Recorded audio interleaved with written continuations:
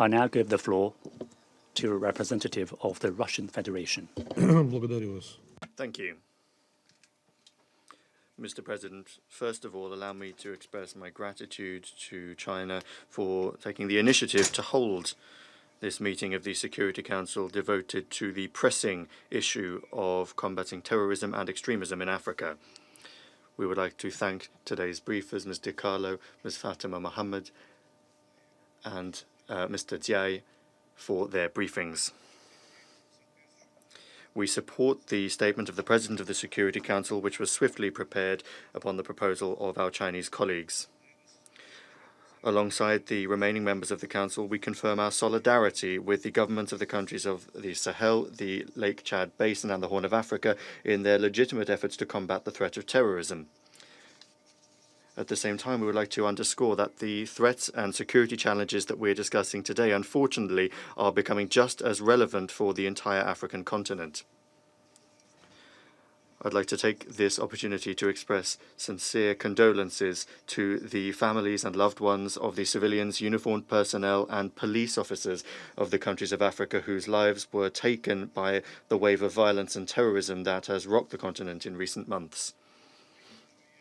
The pernicious impact of extremism and terrorism is today particularly visible in West Africa, where over just a few years there has been a manifold increase in the number of terrorist crimes.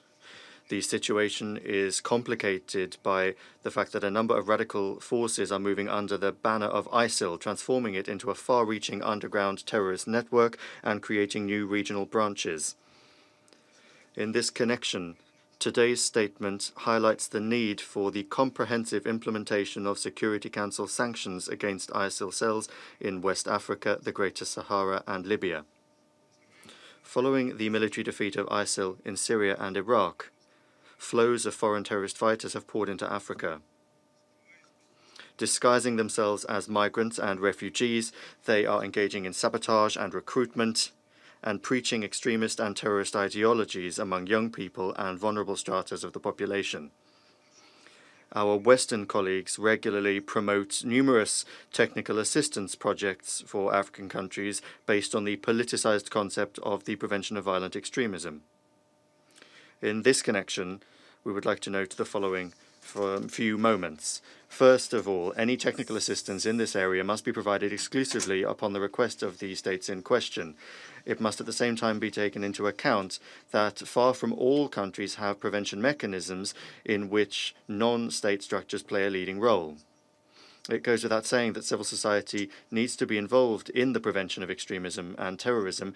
For example, a substantial contribution to that work is played by religious leaders, public opinion setters, the media, educational institutions, and sports organizations. However, this won't be worth anything if state organs aren't able to coordinate those efforts, fully aware, in doing so, of their primary responsibility for the maintenance of public safety. I'm not going to go into detail now of Russia's approaches to preventing the spread of the ideology of terrorism, because that subject will be the subject of a separate open briefing organized together with the UN Office on Counterterrorism on the 16th of March. Secondly, when assessing the needs of states in the region for external assistance, paramount attention needs to be paid to the implementation of universal counterterrorism conventions and protocols, Security Council resolutions, and also regional instruments. We note the efforts of the African Union itself in this area. Moreover, we suggest that states in the region take a look at the innovative SCO Convention on Combating Extremism, which is open for the accession of all parties that are interested in doing so. Thirdly, in accordance with today's statement, states and relevant international organizations need to take a balanced approach to analyzing the conditions that lead to the spread of terrorism, paying equal attention to both external and internal factors. Now, undoubtedly, solving socio-economic problems, including reducing unemployment, would help to reduce and eliminate the breeding ground of terrorism. At the same time, as I've already noted, and is quite rightly noted in the statement by the President of the Security Council, this current uptick in terrorism is in large part linked to the phenomenon of foreign terrorist fighters and the expansion of large terrorist groups, that is to say, external causes. There are, in fact, many factors like this. in the past, some countries did not take into account the fact that a sort of managed chaos that they wanted to establish was inevitably followed by a loss of control over the situation. Destroying the statehood of Libya determined the nature of the terrorist threat that exists today in Africa. Now, it goes without saying that unless there is progress in rebuilding this country, we won't be able to talk about any progress in combating terrorism in the region. The Libyan context should not be written off when discussing the priority of combating the flow of arms to terrorists in accordance with the document that was adopted today. In his latest report on small arms and light weapons, the Secretary-General expressed serious concern over the vast quantity of arms from Libyan stocks that are illicitly making their way into the countries of the Sahel and beyond. That is to say that this flow is not being reduced even after 9 years since the beginning of the civil war in Libya. But unfortunately, not all countries have shown the same degree of concern over this problem. Mr. President, in conclusion, we would like to note that Russia is closely monitoring the situation and the developments of the situation in key regions of Africa.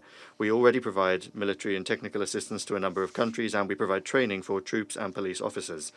We call upon the international community to pool its efforts when it comes to providing technical assistance to African countries and to focus those efforts on the genuinely important aspects of combating extremism and terrorism. Thank you.